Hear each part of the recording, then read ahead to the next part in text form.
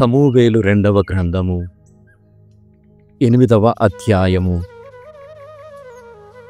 దావీదు యుద్ధములు. దావీదు ఫిలిస్తీయులను జయించి లోపరచుకొనెను.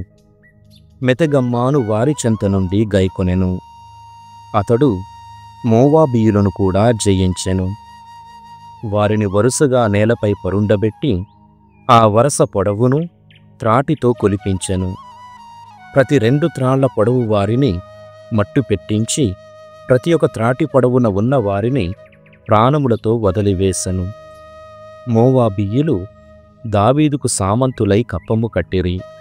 రేహోబీయుడు, సోబారాజు, హడడెసెరు యూఫ్రటీసు నదీ తీరమును జయించుటకై దాడి వెడలుచుండగా త్రోవలో దావీదు అతనిని ఎదిరించి ఓడించెను. ఆ రాజు సైన్యముల నుండి 1700 గుర్రములను 1000 మంది సైనికులను పట్టుకొనెను. కాని 100 గుర్రములను మాత్రము తన నగరమును వాడుకొనుటకు ఉంచుకొని మిగిలిన అన్నిటికీ గిట్టలు తెగగొట్టించెను. సోబారాజుకు సాయపడుటకై అర్మీయులు ప్రోగైవచ్చిరి. కాని దావీదు వారినెదుర్కొని 22,000 మందిని మట్టుపెట్టెను.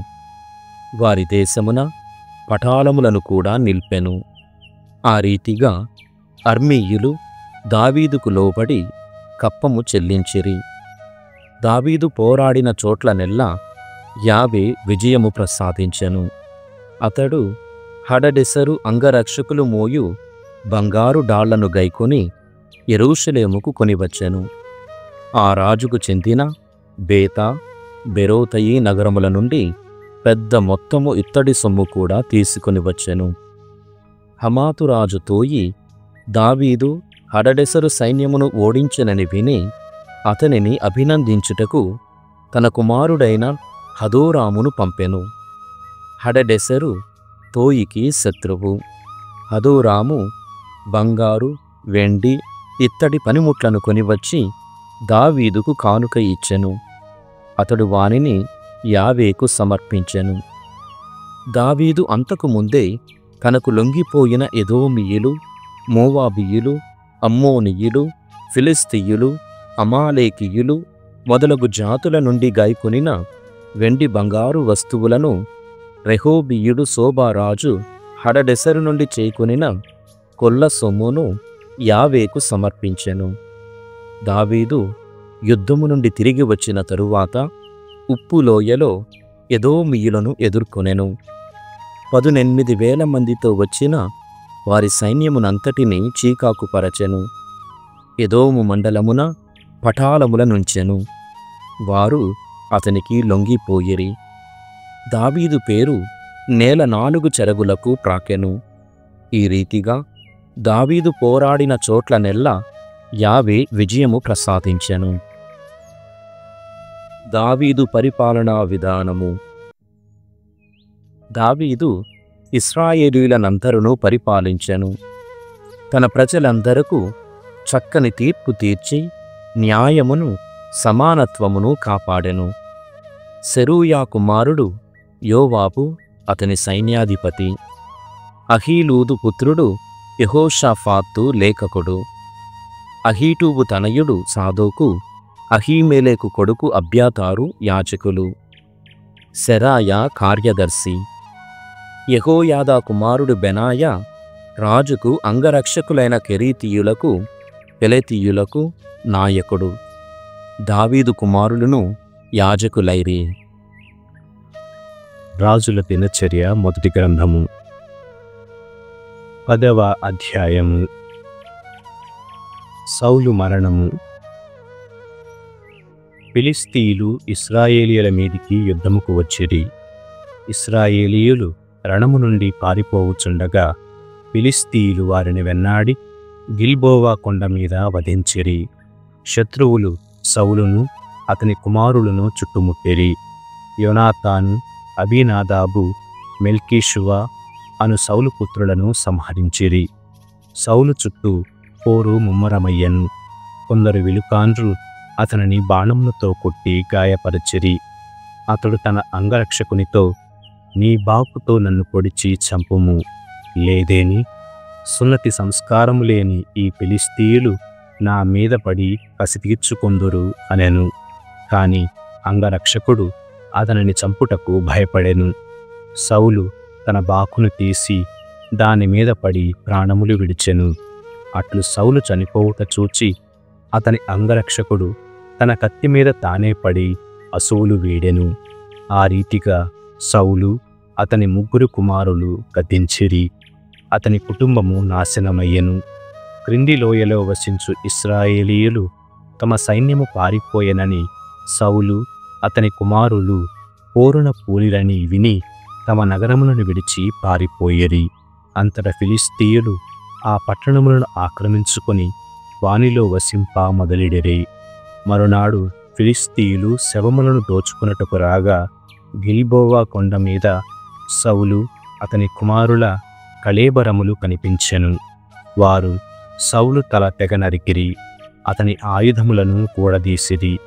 వానిని ఫిలిష్తీయ దేశము నలుమూలలకు పంపి తమ దేవతలకు ప్రజలకు విజయవార్తలను చాటించిరి. వారు సౌలు ఆయుధములను తమ దేవళమున భద్రపరిచిరి. అతని తలను దాగోను మందిరమున వ్రేలాడగట్టిరి. గిలాదు నందలి యావేషు పౌరులు ఫిలిష్తీయులు సౌలుకు అపకారము చేసిరని వినిరి. వారి వీరులందరూ పయనమై వచ్చి సౌలు శవమును అతని తనయుల శవములను యాబేషుకు కొనివచ్చిరి. ఒక సింధూరపు వృక్షము క్రింద వారి అస్తులను పాతిపెట్టి 7 నాళ్ళు ఉపవాసముండిరి. ప్రభువును లక్ష్యము చేయలేదు కనుక సౌలు చచ్చెను. అతడు ప్రభుని ఆజ్ఞను త్రోసిపుచ్చెను. చనిపోయిన వారి భూతములను ఆవాహం చేయువారని సంప్రదించెను. ప్రభువును సంప్రదించడయ్యను కనుక ప్రభు సౌలును సంహరించి అతని రాజ్యమును ఈషాయి కుమారుడైన దావీదు వశం చేసెను. 11వ అధ్యాయము. దావీదు దేవాలయ ఆరాధన. దావీదును రాజుగా అభిషేకింపుట. ఇశ్రాయేలు తెగలన్నీ హెబ్రోనున ఉన్న దావీదునొద్దకు వచ్చి, మేము నీకు అయిన వారలము. సౌలు పరిపాలనా కాలమున కూడా యుద్ధములందు ఇశ్రాయేలీయులను నడిపించిన వాడవు నీవే. నీ దేవుడైన ప్రభువు నీవు తన ప్రజలకు నాయకుడవు, ఏలిక వగుదవని ప్రమాణము చేసెను అనిరి. ఆ రీతిగా ఇశ్రాయేలు పెద్దలందరూ హెబ్రోనుననున్న దావీదు చెంతకు రాగా అతడు దేవుని సమక్షమున వారితో నిబంధనము చేసుకొనెను. వారక్కడ దావీదుని అభిషేకింపగా ప్రభువు సమూవేలు ముఖమున చెప్పినట్లే అతడు ఇశ్రాయేలీయులకు రాజయ్యెను. దావీదు యెరూషలేమును ముట్టడించుట. దావీదు ఇశ్రాయేలీయులతో పోయి యెరూషలేమును ముట్టడించెను. అప్పుడా నగరము పేరు యెబూసు. ఆ నగరవాసులకు యెబూసీయులని పేరు. వారు దావీదుతో, నీవీ నగరమున అడుగుపెట్టజాలవని బింకములాడిరి. కాని దావీదు వారి దుర్గమైన సియోనును పట్టుకొనెను. దానికే తరువాత దావీదు నగరమని పేరు వచ్చినది. అందరికంటే ముందుగా యెబూసీయుని చంపిన వానిని సైన్యాధిపతిని చేయుదునని దావీదు పలికెను. సెరూయా పుత్రుడైన యోవాబు పైకిపోయి యెబూసీయులను ఎదుర్కొనెను. కనుక అతడు సైన్యాధిపతి అయ్యెను. దావీదు బలమైన ఆ కోటలో నివసింప మొదలెడెను.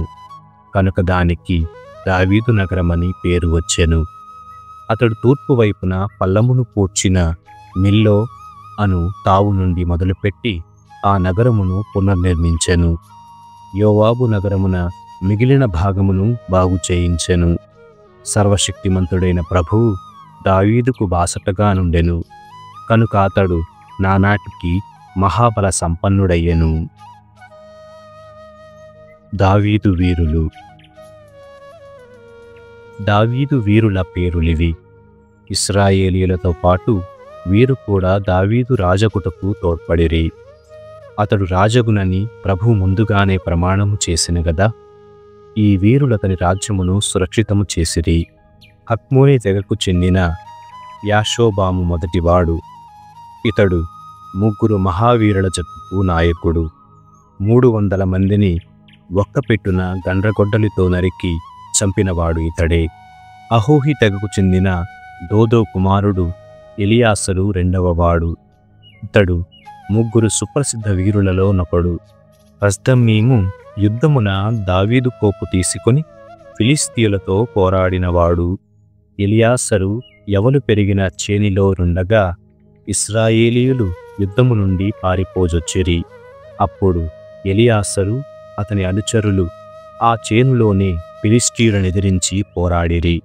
ఆ పోరున ప్రభువు ఆ వీరునికి గొప్ప విజయమును ప్రసాదించెను. ఒకరోజు 30 మంది వీరుల జట్టు నుండి 3 యోధులు దావీదు వసించు కొండకు వెళ్ళిరి. ఆ రోజులలో దావీదు అదుల్లాము గుహ చెంత వసించుచుండెను. అప్పుడు ఫిలిస్తీయుల సైన్యము రెఫాయీము లోయలో మకాము చేయుచుండెను. దావీదు ఒక సురక్షితమైన కొండ మీద వసించుచుండగా కొందరు ఫిలిస్తీయులు వెళ్ళి బెత్లెహేమునందు ఉండిరి. దావీదు స్వీయ నగరము మీద బెంగగొని బెత్లెహేము నగరద్వారము చెంతనున్న బావి నుండి ఎవరైనా గుక్కెడు మంచినీళ్లు తెచ్చి ఇచ్చినా ఎంత బాగుండునని పలికెను. వెంటనే ఆ 3 వీరులు ఫిలిస్తీయుల శిబిరము గుండా పోయి బెత్లెహేము బావి నుండి నీరు తోడుకొని వచ్చి దావీదుకిచ్చిరి. కాని అతడు ఆ నీటిని ముట్టడయ్యెను. దానిని దైవార్పణముగా నేల మీద దారగా పోసి, ప్రభూ, నేనీ నీటిని త్రాగుతున్నా. ఈ వీరులు తమ ప్రాణములొడ్డి ఈ జలము కొనివచ్చిరి. నేను దానిని త్రాగినచో వీరి నెత్తుటిని త్రాగినట్లే అనెను. కనుక అతడు ఆ పానీయమును ముట్టడయ్యెను. ఈ 3 శూరులు చేసిన వీరకృత్యమట్టిది. యోవాబు సోదరుడైన అబీషయి 30 మంది వీరుల జట్టుకు నాయకుడు. అతడు ఈటెను చేపట్టి 300 మంది శత్రువులతో పోరాడి వారినందరినీ సంహరించెను. 30 మంది వీరులలో పేరు తెచ్చుకొనెను. ఆ వీరులందరిలో మొనగాడై వారికి నాయకుడయ్యెను. కాని అబీషయి సుప్రసిద్ధులైన 3 వీరులకు సాటి కాలేకపోయెను. కబ్సీయేలు తెగకు చెందిన యెహోయాదా కుమారుడు బెనాయా ఒక వీరుడు. అతడు చాలా వీర కార్యములు చేసెను. 2 మోవాబు పరాక్రమవంతులను కూడా మట్టుపెట్టెను. అతడు మంచు పడిన ఒకానొక దినమున గుంటలోనికి దిగి దానిలోనున్న సింగమును చంపెను. ఇంకను అతడు ఒక ఐగుప్తీయ యోధుని కూడా వధించెను. వాడు 7.5 అడుగుల పొడవున నుండెడివాడు. వాని చేతిలోని ఈటె సాలివాని చేతి బద్దవలే నుండెడిది. బెనాయా బడితతో పోయి ఆ ఐగుప్తీయుని మీద పడి వాని చేతిలోని ఈటెను లాగుకొని దానితోనే వానిని పొడిచి చంపెను. ఇట్టి వీరకృత్యములలో బెనాయా 30 మంది వీరులలో పేరు తెచ్చుకొనెను. అతడా 30 మందిలో ప్రసిద్ధుడయ్యను గాని 3 మహావీరులకు మాత్రము సమవుజ్జి కాలేకపోయెను. దావీదు అతనిని తన అంగరక్షకులకు నాయకునిగా నియమించెను. మిగిలిన వీరుల పేరులివి: యోవాబు తమ్ముడు అసాహేలు, దోదో కుమారుడు బెత్లెహేము వాసి ఎల్హానాను, హరోరు నివాసి షమ్మోతు, పెలేతు నివాసి హెలేసు, తెకోవా నివాసియగు ఇక్కేషు తనయుడు ఈరా, అనాతోతు నివాసి అబియేసేరు, కూషా నివాసి సిబ్బెకాయి, ఆహోహి నివాసి ఈలయి, నెటోఫా నివాసి మహరయి, నెటోఫా నివాసియగు బానా తనయుడు హేలేదు, బెన్యామీను గిబ్యా నివాసియగు రీబయి తనయుడు ఇత్తయి, పిరతోను నివాసి బెనాయా, గాషులోయ నివాసి పురయి, అర్బా నివాసి అబీయేలు, బహూరీము వాసి అజ్మావేతు, షాల్బోను నివాసి ఎల్యహాబా, గీసోను నివాసి హాషేము, హరారు నివాసియగు షాగి తనయుడు యోనాతాను, హరారు నివాసియగు సాకారు పుత్రుడు అహియాము, ఊరు కుమారుడు ఎలీఫాలు, మెకేరా నివాసి హేఫేరు, పెలోను నివాసి అహీయా, కర్మేలు నివాసి హెస్రో, ఎస్బయి కుమారుడు నారయి, నాతాను సోదరుడు యోవేలు, హగ్రీ కుమారుడు మిప్హారు, అమ్మోను నివాసి సెలేకు, బేలోతు నివాసి యోవాబు అంగరక్షకుడు నహరయి, యాతీరు నివాసులు ఈరా, గారేబు, ఇత్తీయుడైన ఊరియా, అహ్లాయి కుమారుడు సాబాదు, షీజా తనయుడు అదీనా. ఇతడు రూబేను తెగలో ప్రముఖుడు, 30 మంది యోధులకు పెద్ద. మాకా కుమారుడు హానాను, మీతాను నివాసి యెహోషాఫాతు, అష్టేరా నివాసి ఉజ్జీయా. హోతాము కుమారులు అరోయేరు నివాసులకు షమ్మా, ఎయీయేలు. షిమ్రీ కుమారులు తీజు నివాసులు ఎదీయేలు, యోహా మహావా నివాసి ఎలీయేలు. ఎల్నాము కుమారులు ఎరీబాము, యోషవ్య. మోవాబు నివాసి ఈత్మా, సొబోవాసులగు ఎలీయేలు, ఓబేదు, యాసియేలు. 60వ కీర్తన. యుద్ధమున ఓడిపోగా ఎల్లరునూ విలపించుట. దేవా, మమ్ము విడనాడితివి, మమ్ము ఓడించితివి, మాపై కోపించితివి. ఇప్పుడు మమ్ము తిరిగి ఉద్ధరింపుము. నీవు నేలను కంపింపజేసి ప్రకంపనలు కల్పించితివి. దాని పగుళ్లను తిరిగి అతికించి సరిదిద్దుము. నీ ప్రజలను ఘోరమైన కష్టములకు గురి చేసితివి. నీవు మాచే త్రాగించిన మద్యము వలన మేము తూలి పడిపోయితిమి. నీ పట్ల భయభక్తులు కల వారిని నీ చెంతకు చేరదీసితివి.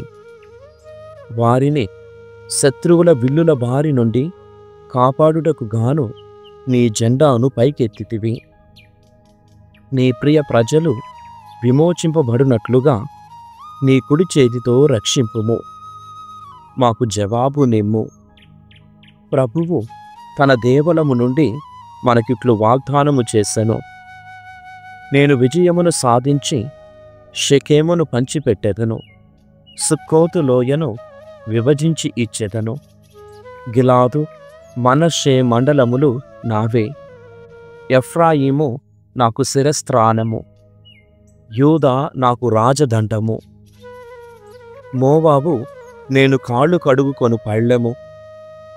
ఎదోము మీదికి నా పాదరక్షను విసురుతును. ఫిలిస్తియాను ఓడించి విజయనాదము చేయుతును. సురక్షితమై ఉన్న నగరములోనికి నన్నెవ్వరు కొనిపోగలరు? ఎదోములోనికి నన్నెవ్వరు తీసుకొని పోగలరు? దేవా, నీవు మమ్ము నిజముగానే పరిత్యజించితివా? మా సైన్యముతో నీవిక యుద్ధమునకు పోవా? శత్రువుల బారి నుండి నీవు మమ్ము ఆదుకొనుము. నరుల ఆదుకోలు నిరర్ధకము. దేవుడు మన పక్షమున ఉండెనేని మనము శౌర్యముతో పోరాడదము. అతడు మన శత్రువులనెల్లా అణగద్రొక్కును.